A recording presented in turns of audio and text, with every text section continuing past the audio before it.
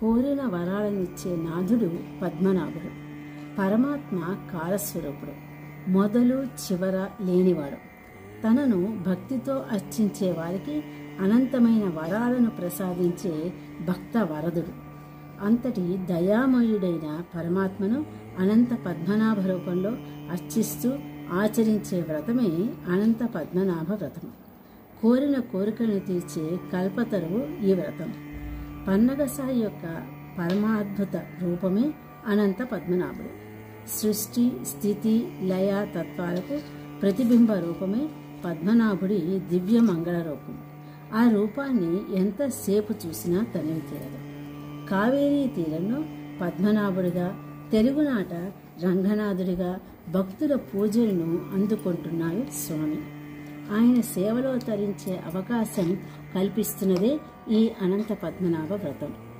భాద్రపద శుద్ధ చతుర్దశి నాడు ఈ వ్రతాన్ని ఆచరించడం జరుగుతుంది. కష్టాలు తీరిపోవాలని, కోరికలు నెరవేరాలని కోరుతూ ఈ వ్రతం చేస్తాం. పద్మనాభుడి అర్చనలో సర్పరాజమైన అనంతుణ్ణి ఆరాధించటం ఈ వ్రతం యొక్క ప్రత్యేకత.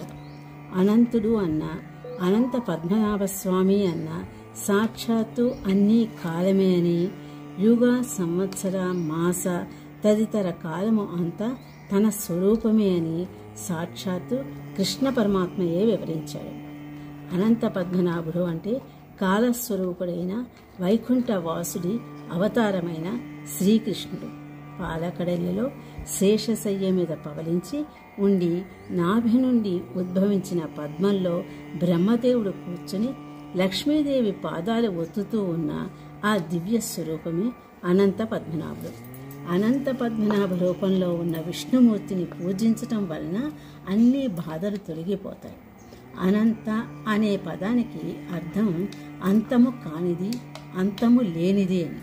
దీని ప్రకారం అనంత వ్రతం ఆచరించటం వలన అంతులేని ఆనంద ప్రతి ఒక్కరి తప్పనిసరిగా కలుగుతుంది. అనంత పద్మనాభ వ్రత శుభాకాంక్షలు.